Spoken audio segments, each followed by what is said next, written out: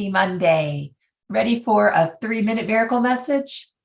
Last week, we talked about the power of grit in the lives of venerable women. Remember, we talked about valor. And this week, we're going to talk about persistence. But let's just review real quickly the characteristics of grit: valor, persistence, resilience, excellence, not perfection, and compassion.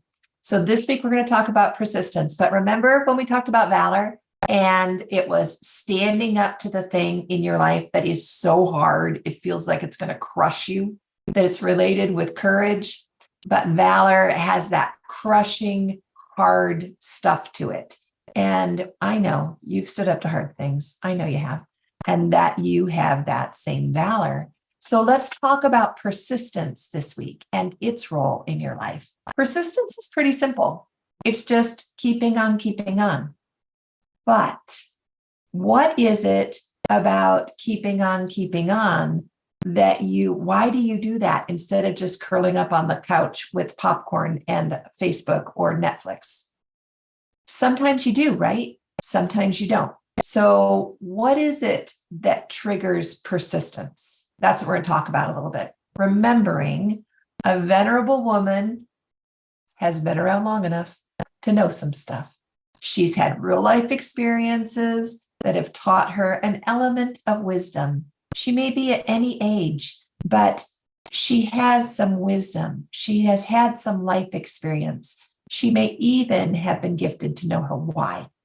In short, she has perspective. Persistence is born of perspective and understanding. I mean, think about it. Think about the great inventors, the creators, the world leaders, the great teachers. They didn't have anything more than you do. That is, as long as you have your why and you have persistence, right? So this week, I'm just going to share with you a few questions, some things for you to mull over during the week that might help you identify more clearly, more definitively, more where you feel it right here in your heart, what your why is. And you might have more than one why, but all of us have one that's really strong, kind of feels like this is what I need to do. So your why, it's what helps you persist in the face of adversity.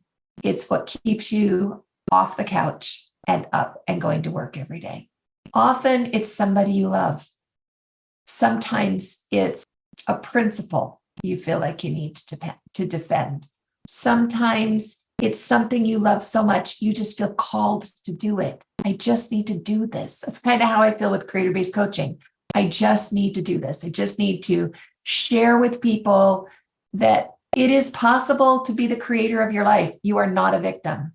And so I get out here every week and lots of different times just to share that message. That is what is my why. That I love my family. They're a big part of my why. I love my creator. He is the core of my why. So thinking about your why, sometimes it's someone you love. Often it's someone you love. It might be something you love so much you feel called to do it. It might be a principle you feel like you have to depend.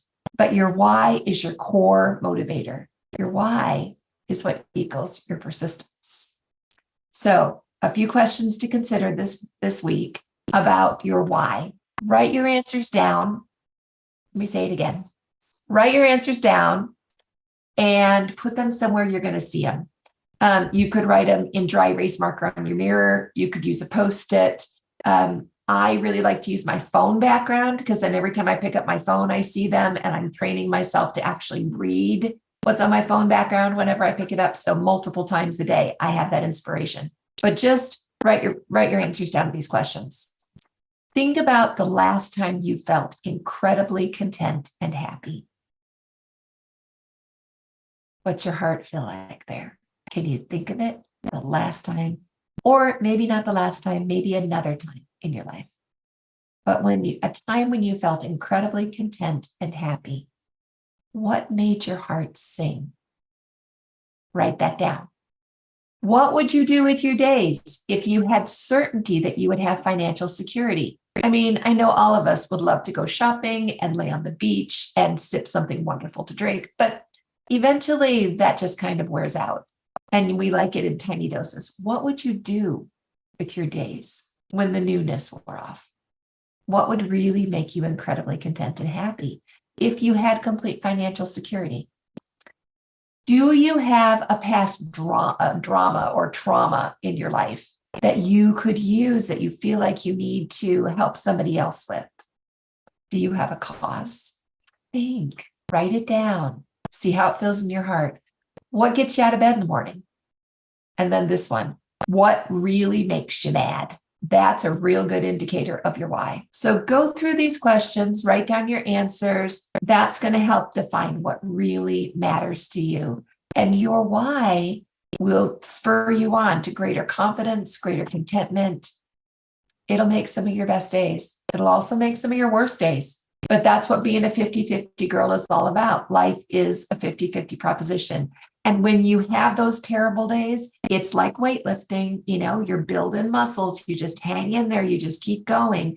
And that strong persistence and that 50-50 understanding helps you accomplish your dream.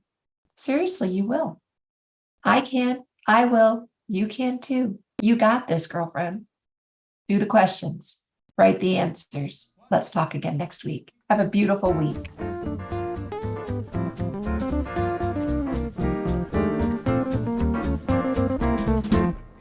When I'm feeling down and blue, I found a trick that I'll share with you. I can choose a better way with every little thought I think.